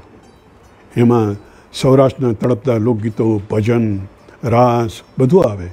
અને ધીમે ધીમે ધીમે રેણુ તો કાયમ કહે છે, તમારો હાથ છે ને એ દમયંતીના હાથ જેવો છે, મરેલા માછલાને અડે ને તો જીવંત થઈ જાય. એટલે તમારું બજેટ ધીમે ધીમે વધી જાય છે કે. એટલે એક નિર્માત્રી તરીકે મને મુશ્કેલી પડે છે, પણ હવે મારી એ આદત છે ને એમાં હું ફેર કરી શક્યો નથી. એટલે એ નાટક મને ટેકનિકલી એટલું અઘરું પડી ગયું કે ન પૂછો વાત. પણ હું નસીબદાર છું, મારી પાસે ટેકનિકલ માસ્ટર પુત્ર છે, ટેકનિકલ માસ્ટર મિત્રો છે, જે રાજકોટમાં રહીને પણ પ્રયોગાત્મક નાટકો માટે ટેકનિક કઈ રીતે વાપરવી એના પ્રયોગો કરે છે. અને એણે જીતરાવાનો સન્નિવેશ એવી સરસ રીતે મને બનાવી આપ્યું. અને એનું લાઇટિંગ, એમાં ખાસ કરીને પેલો મેઘવાળનું જ્યારે ઝૂંપડું બળે, એ બળવાનું કામ તો બહુ અઘરું હતું સ્ટેજ ઉપર મારા માટે. આપણે જે અત્યારે રંગભૂમિ કરે છે એને માટે ખાસ તો એ આખું બળે તો લોકો હાહાકાર થઈ જાય, કરે રે. અને ઓલો બળીને એમાં ગુજરી જાય છે. લોકો એમ માને છે કે જીતરો બાબો ગુજરી ગયો. હવે આ ટેકનિકલ નાટક મારા માટે અઘરું હતું. અને હકીકત એવી છે ચિરાગભાઈ કે આજના નાટકોએ ટેકનિકનો ભાર વધારી દીધો છે, ત્યારથી થોડી મુશ્કેલી ઊભી થઈ છે. હવે અમે ઓછી કરવાની પ્રયત્ન કરીએ છીએ, પણ દર્શકો ઈચ્છે છે એ પ્રમાણે અમારે થોડુંક કરવું પડે છે. મનીષ પારેખ, રાજકોટના નાટ્યકાર, યુવાન નાટ્યકાર, બહુ સરસ નાટકો કર્યા છે એમણે પૂછ્યું છે કે જીવંત નાટક, live play with dialogue on stage અને લાઇટ એન્ડ સાઉન્ડ શો, આ બેમાંથી અઘરું કયું અને અવાજ કેળવવા શું કરવું જોઈએ? લાઇટ એન્ડ સાઉન્ડ શો એક નવી જ ટેકનિક છે આપણા માટે. ખાસ કરીને ગુજરાતી રંગભૂમિ એને બહુ આત્મસાત નથી કરી, પણ જ્યાં મોટે પાયે કામ થાય છે, જ્યાં 5000નું ઓડિયન્સ હોય, 10,000નું ઓડિયન્સ હોય, ખાસ કરીને સરકારી સમારોહોમાં, ત્યાંથી આ પ્રવેશ થયો છે. પણ આપ સૌને નવાઈ લાગશે કે ગુજરાતમાં વાઇબ્રન્ટ ગુજરાત શરૂ થયું એ પહેલાં હું લાઇટ એન્ડ સાઉન્ડ શો કરી ચૂક્યો છું. અને એ હતું વિખ્યાત ફિલ્મ અભિનેતા, ફિલ્મકાર રાજ કપૂરને શ્રદ્ધાંજલિનો કાર્યક્રમ, જેનું ટાઇટલમાં આપ્યું હતું એક થા રાજુ.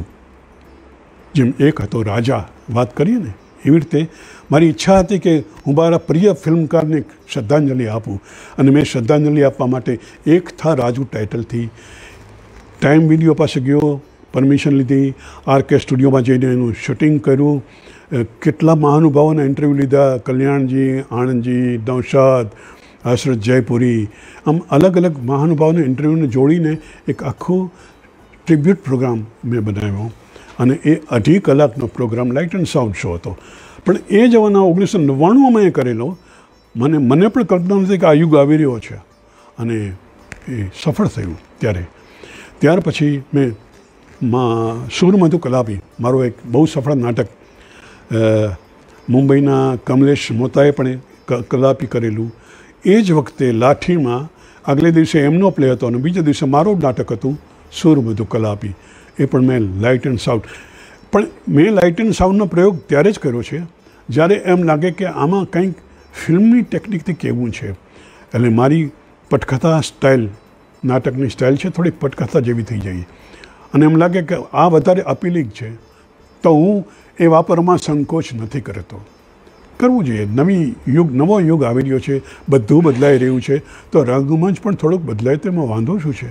અને ત્યાર પછી તેવા મેં માણસાઈના દીવા કર્યું, રવિશંકર મહારાજની, મેઘાણીભાઈની નવલકથાઓ પરથી, અને એ પણ લાઇટ એન્ડ સાઉન્ડ શો. કારણ કે મારે એમાં દ્રશ્યો બતાવવા હતા.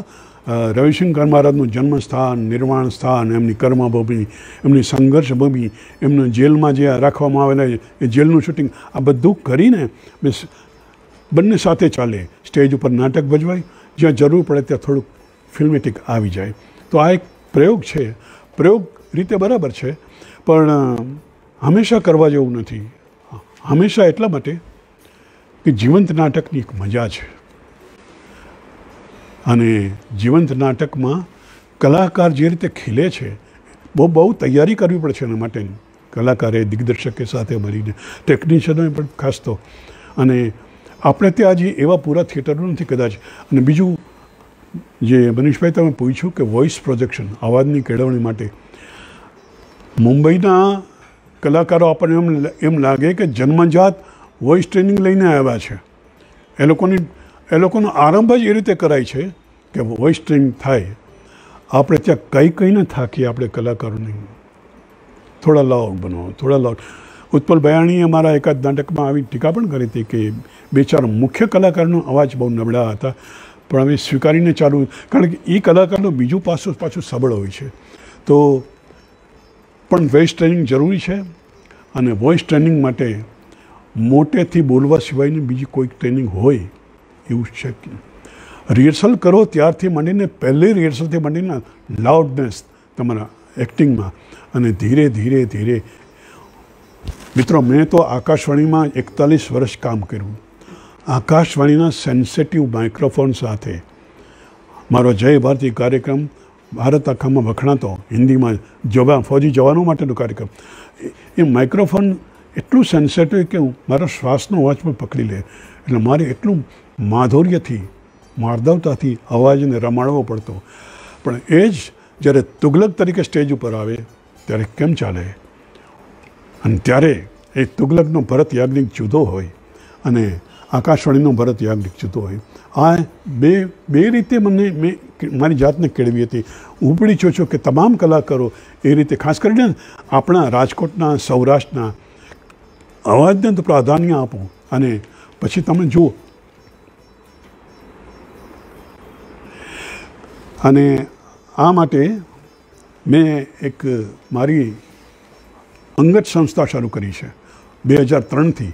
જ્યારે હું આકાશવાણીમાંથી નિવૃત્ત થયો ત્યારે મેં આ સંસ્થાનો પાયો નાખ્યો અને એનો હેતુ માત્ર એટલું જ છે કે નવી જનરેશન આવે અને એને હું ટ્રેન કરી શકું, એને વર્કશોપમાં બોલાવી શકું અને વર્કશોપ દ્વારા ટ્રેનિંગ થાય. અને આટલા જ માટે મેં ઘણી વખત વાઇબ્રન્ટ ગુજરાતના પ્રોજેક્ટ સ્વીકાર્યા છે. એ અમારા માટે લાઈવ વર્કશોપ બનતા હતા. એમાં નાના 10 મિનિટના, 5 મિનિટના, 15 મિનિટના કટકા ભજવવાના હોય અને એક સાથે 15 ગ્રુપ કામ કરતા હોય. એ બધા 1 બાય 1 જોડાતા જાય અને એ લાઈવ વર્કશોપ કઈ રીતે થાય, એમાં અવાજ, એમાં અભિનય, એમાં જો કે બ્રોડનેસની વધારે જરૂર પડતી, કારણ કે 50,000નું ઓડિયન્સ સામે બેઠો હોય મેદાનમાં અને એને પહોંચવાનું હતું. પણ સ્ક્રીન પકડી પાડતું. કલાકાર જો ક્યાંય પણ બેદરકાર રહે તો બાજુમાં સ્ક્રીન લાગેલા હોય, એના ઉપર ફિલ્મો ચાલતી હોય, એમાં ક્લોઝઅપ આવતો હોય. અને જો તમે ક્યાંય પણ ચૂક્યા, ભાવમાં તમે બહાર નીકળી ગયા તો બહુ ધ્યાન રાખવું પડે. પણ આ ભરત યાજ્ઞિક થિયેટર થેરેપી આ કામ પણ કર્યું છે. મિત્રો, મારે બીજા મિત્રોની જેમ જ ઘણી બધી વાતો મેં કરી છે અને ઘણી બધી બાકી સૌને રહી જાય છે, મારે પણ રહી ગઈ છે. પણ જે મુખ્ય વાતો છે મારા જીવનમાં બનેલી, મારા રંગકર્મમાં બનેલી, આપની સાથે શેર કરી છે. આશા રાખું છું કે આપને એમાંથી કંઈક તો મારા વિશે જાણકારી થોડી મળી હશે અને એ જાણકારી ભવિષ્યમાં પણ આપણે ક્યારેક શેર કરીશું. કોકોનટ ચેનલનો, થિયેટરનો આભાર. આપ દર્શકોનો સૌનો આભાર જે લોકોએ મારા માટે આટલો સમય કાઢ્યો છે.